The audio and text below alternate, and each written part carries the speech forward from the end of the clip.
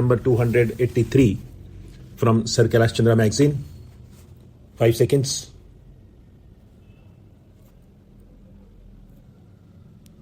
Start. Mr. Deputy Speaker, I am glad that different sections of the House have stated their views on this very important problem. I am glad this subject has come before this House and also the other House. I can readily and immediately assure all sections of the House that the government is not only interested, is not only sympathetic, but is also anxious to take action in the matter. I made that position very clear when the Industrial Disputes Act was discussed in this House as well as in the other House. I had stated clearly that the government was anxious to see how best it could bring the working journalists within the scope of the Industrial Disputes Act. In fact, sir, when the Times of India workers' case came before this House in the form of a short notice question, I immediately tried to do my best and tell the employees that whatever the definition be at the present moment, about which we are carefully looking into, the employers should give the same benefit to the working journalists, though they do not come within the purview of the definition, or though there are doubts whether they come or not.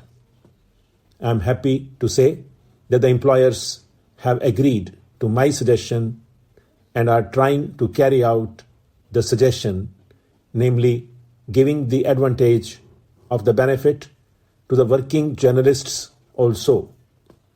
No doubt a case has been referred to by my honourable friend, the mover of the resolution, and I have made a promise on the floor of the House. I made a promise to that gentleman who came and met me, and immediately the government had written to the employers as to why this case was made an exception. I hope I will hear from the employers. Shri T.N. Singh is a member of the Press Commission, over which Justice Rajdaksha presides. I have very great respect for the chairman because he was the adjudicator in many important disputes between the employers and the workers, and his judgment was much appreciated by the workers and the employers. I have anticipated the amendment moved by my honourable friend, who desired that the Press Commission, if it wants to go into this matter, should inform us of its interim findings by the 15th of January. At my request, my honourable colleague, Dr. Keskar, has already informed the Commission of this. Dr. Keskar has also stated that it is my humble view that the Industrial Relations Bill should come up and is expected to come up early, and therefore we would like to have their view before the end of January.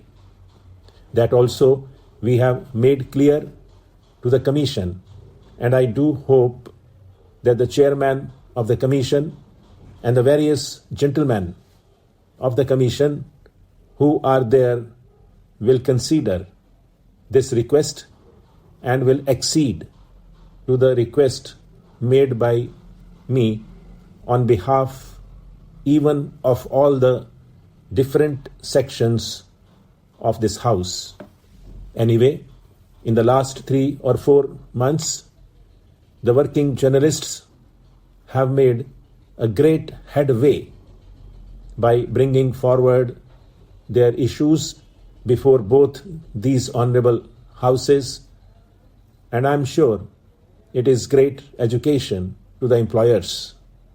Another point has been placed before the House by my honorable friend Mr. T.N. Singh and some others who said that there was victimization or fear of victimization if these working journalists appeared before the press commission and gave evidence.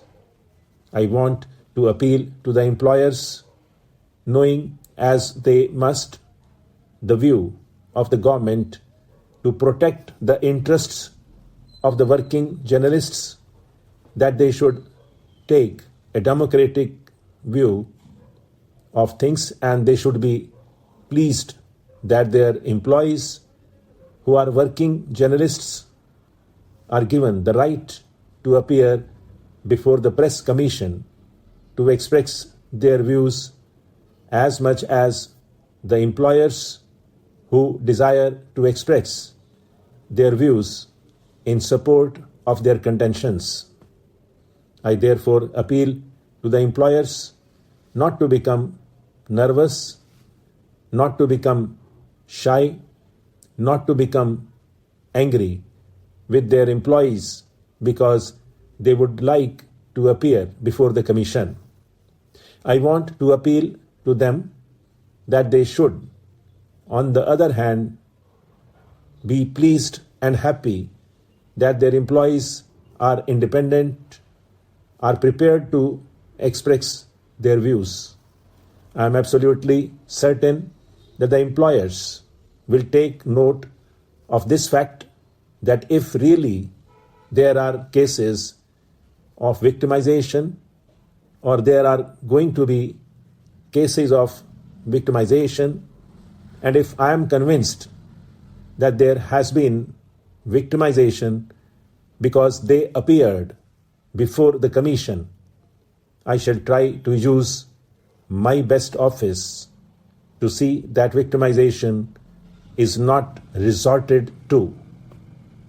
The resolution which my friend has brought forward is one near to my own heart, and I can assure him that irrespective of the attitude I may have to adopt for practical reasons, my sympathies are wholly with the resolution.